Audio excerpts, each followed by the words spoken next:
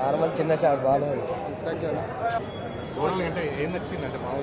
Story బాగుంది. అంటే original గా ఎలాగ చూడలేం గా, నిజంగా స్టోరీలో బాగుంది. శంకర్ మళ్ళీ ప్రూవ్ చేసుకోవడం అంటే భారతీయ 2 తర్వాత అంటే మేము రామ్ చరణ్ కోసం వచ్చాం. బాగుంది. అంటే మామూలుగా ఇండియన్ 2లో డిసప్పాయింట్ చేశాడు, కానీ అదే విధంగా ఎట్లా ఏమైనా ఉందా? స్టోరీ పరంగా అయితే బాగుందండి.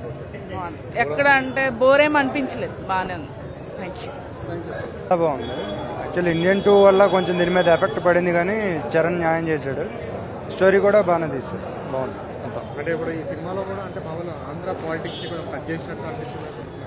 అంటే ఈవెంట్స్ దాంట్లో కూడా చెప్పడం దానికి ఏమంటారు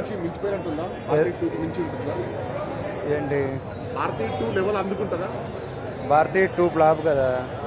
దానికి అంటే దానికన్నా లేదు లేదు, మీరు ఆ సినిమా కంపేర్ చేయకూడదు. యాక్చువల్గా ఈ సినిమా టైం లైనింగ్ అంతా చాలా బాగుంది.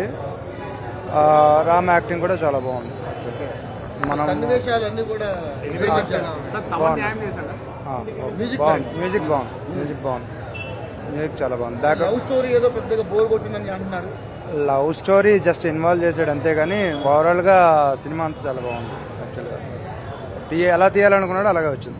అంటే శంకర్ సినిమా అంటే చాలా ఎక్స్పెక్టేషన్స్ ఉంటాయి. అంటే సొసైటీ గురించి అది ప్రూవ్ చేశాడు.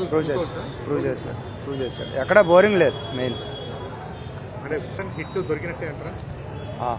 కలెక్షన్ పరంగా బాగుంటుంది.